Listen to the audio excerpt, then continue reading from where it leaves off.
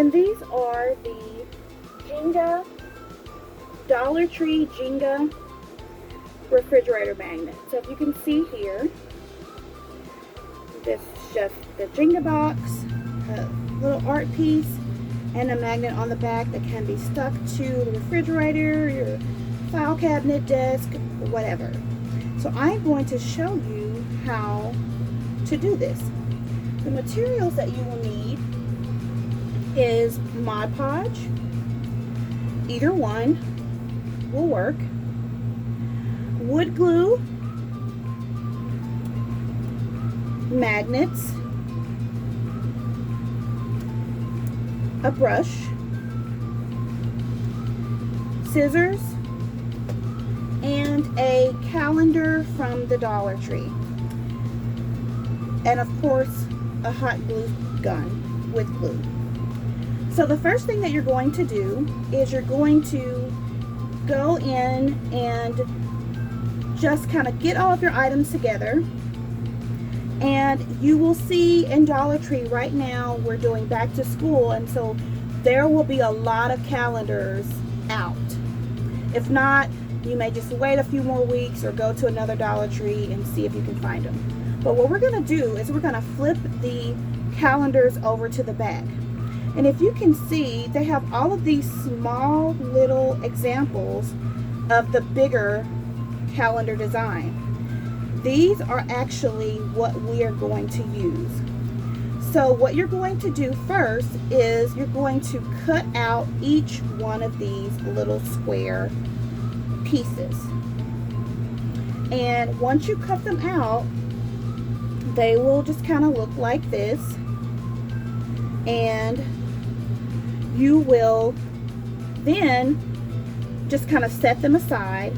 Now I have several calendars that I have purchased so that I can have many designs to sell, a variety of designs, so that people will have a lot to choose from. You can choose 1 or 2 calendars.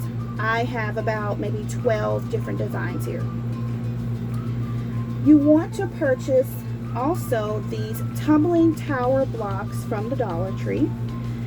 Some of the boxes will have this darker color in it, as well as a lighter wood color, and others will have just the solid kind of pale wood color. Either one works however you choose to do it. Now the first thing that we're going to do is we're going to take our Jenga pieces, I'm going to set this aside, and we're going to just begin to glue them together. So I'm going to use a combination of wood glue as well as hot glue to seal these. The hot glue is to give it a quick stick so that we can continue to work with it now, but the wood glue would be to make sure that it sticks for the long term. Now I'm using Gorilla Glue, which is good for a lot of different surfaces. As you can see here, it bonds to wood, stone, all of these different materials. You can also just use regular wood glue. So I'm just going to squeeze out a little of the wood glue here. And I'm just going to kind of run a thin layer down the block. Then I'm going to come with my hot glue gun and I'm going to go over this wood glue, and you're going to take your Jenga piece and you're going to just put them together.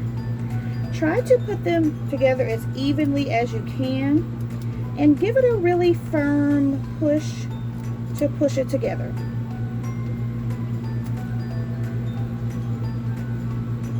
Now you can stain these as well. You can paint them with acrylic paint. There are so many different things that you can do with this. I plan to stain some as well as paint some with acrylic paint to kind of match whatever the color is that's in the little picture. Alright, so you're going to take the next one and just do the same thing.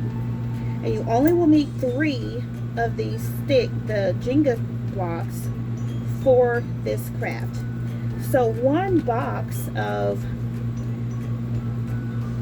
Jenga towers will make several of these little magnets. So then you just want to stick it together. Try to put them as evenly as you can. Stick them together pretty firmly. And if any glue kind of pops up, I try to quickly go ahead and remove it before it sticks. And you want to just push them together firmly. And the hot glue will go ahead and stick to it so that you can begin to work. All right, so now you have your surface. Now what I tend to do is I kind of choose the best side for the magnet to go on, because you don't really want the magnet to kind of be on the back of this where people can kind of, you know, see where you've maybe got some glue kind of still hanging there. So next we just take one of our calendar pieces that we have cut out. Now a lot of people will use a emery board or a block, a sanding block, to kind of have the edges flush. And I tried that on this one and I didn't really like the way that it looked, so I'm just going to try to just cut as close as I can to the same shape of this block.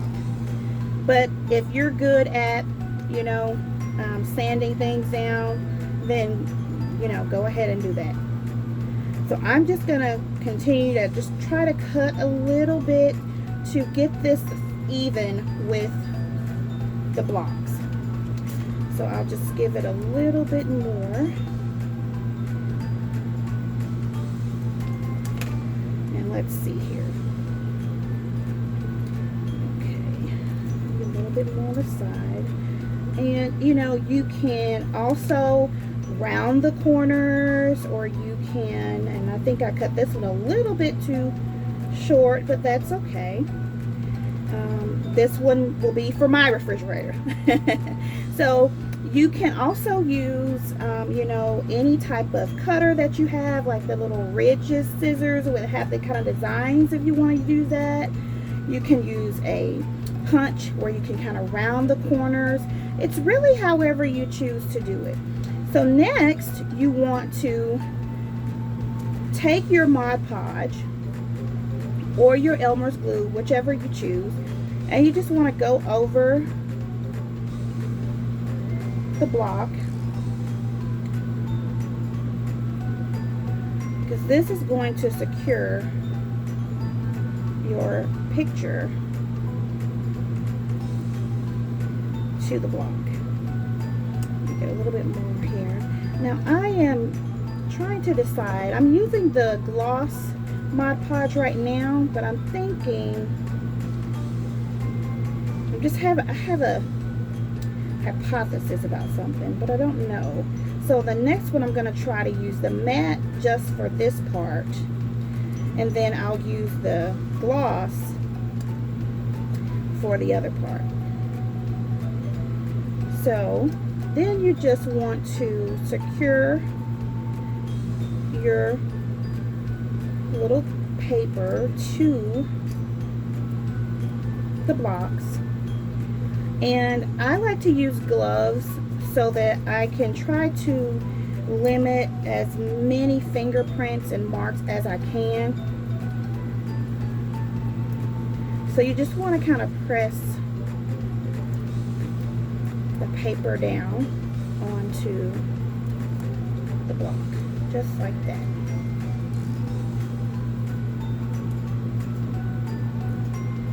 Then you want to come back and go over it with the Mod Podge. Now this is going to seal the Mod Podge and the paper to the wood. And I try to have all of the strokes the same direction so that when it dries, it looks kind of uniform. So if I'm going to be going down, I try to make all of it in the same direction. And I'm going to just kind of go here on the side to kind of help seal it in that way. Now,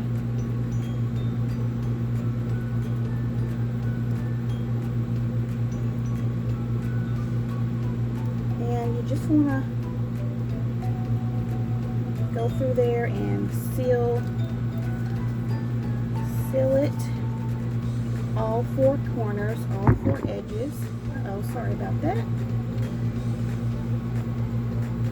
And then set it aside and let that dry. Now I have one that's already dried and ready to go. So you want to put 2 coats of Mod Podge, or 3, however many you choose, however many you're comfortable with, so that you feel like everything is kind of stuck down and secured properly. So if you can kind of look at this one, you can see it's kind of really secure to the wood. Now the next step, and you can kind of just tap your glove or your finger very lightly, just in case if it's not dry you don't really get major fingerprints. But if you kind of tap it and it's not kind of sticking to your glove or your finger, then it's good and dry. So then the next thing you want to do is add your magnet. Now I got these magnets at Dollar Tree.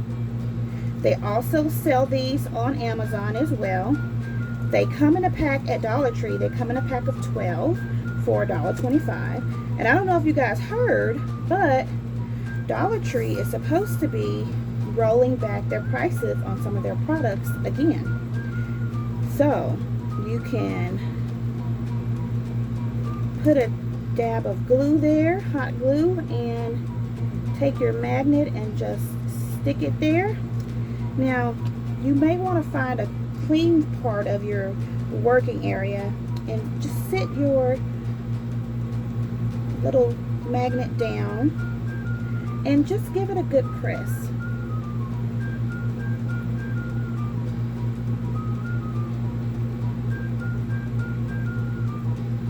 Now that should be good. So there you have it. You want to just sit this on the side. I am using a Dollar Tree cookie sheet, and I am just sticking it to the cookie sheet. Gonna let it dry there. You can also use this to display. You can kind of paint it and decorate it around there and display it. I'm gonna just sit them here and let them continue to dry, continue to harden. I'm not gonna mess with these anymore, and I'll continue to just make more of these. So thank you so much for watching this video. I would love for you to subscribe to my page, give it a good thumbs up, a big thumbs